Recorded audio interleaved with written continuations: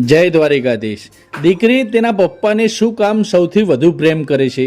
સાંભળો અચૂક। આપણે ત્યાં બધા લોકો એવું કહેતા હોય છે કે દીકરીને તેના પપ્પા વાલા હોય તો દીકરાને તેની મા વાલી હોય, અને પપ્પાને પણ દીકરા કરતાં દીકરી વધુ લાગણી હોય।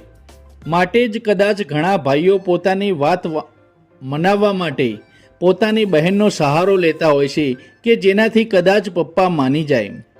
દીકરીની લાગણી અને માસૂમિયત જોઈને કોઈ પણ પિતા તેને ના પાડી શકતા નથી। એટલે જ કદાચ કહેવાયું છે કે લગ્ન પહેલાં દીકરી જે માગે તે લઈ આપો સાહેબ, કારણ કે લગ્ન પછી તો તમે ગમે તેટલું આપશો તો પણ એ એમ જ કહેશે કે પપ્પા આની શું જરૂર હતી।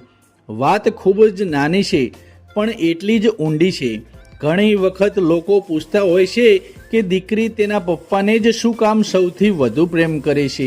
એવું નથી કે તે બીજા કોઈને પ્રેમ નથી કરતી, પરંતુ જ્યારે પપ્પાની વાત આવે તો તે દુનિયા સાથે પણ લડવા તૈયાર થઈ જાય છે।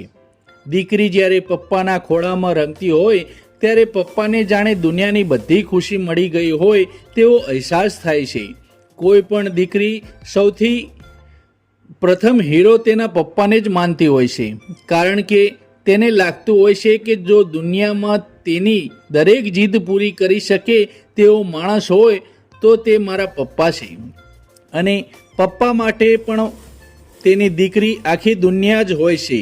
દીકરી આવવાથી કોઈ પણ બાપની જિંદગી બદલાઈ જાય છે। પહેલાં ગમે તેટલા કેરિંગ હોય પણ દીકરી આવવાથી તે વધુ કેરિંગ પણ બની જતા હોય છે। ઘરે આવ્યા પછી જો દીકરીને જો એક પળ માટે પણ તેને નજર સામે ન જુએ તો તેને ફાળ પડે છે। કોઈ પણ પિતા તેની દીકરીને સલાહ આપવામાં પાછળ હોતા નથી, પછી એ વાત ચાહે ગમે એની હોય કે ભણવાની। પિતા જેટલું સમજતા હોય છે તેની સમજદારી પ્રમાણે તે દીકરાને દરેક જ્ઞાન આપવાની કોશિશ કરતા હોય છે।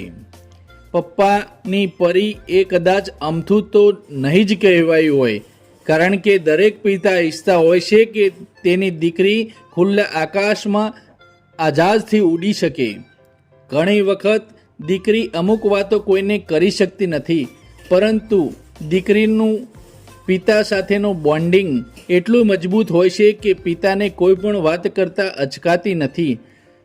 તેની દરેક મૂંઝવણ પિતાને સમજાવી શકે છે। કદાચ આ બધા જ કારણો હોઈ શકે દીકરી અને પિતાનો પ્રેમ કેટલો બની જાય છે કે દીકરી તેના પપ્પાને સૌથી વધુ પ્રેમ કરતી હોય છે।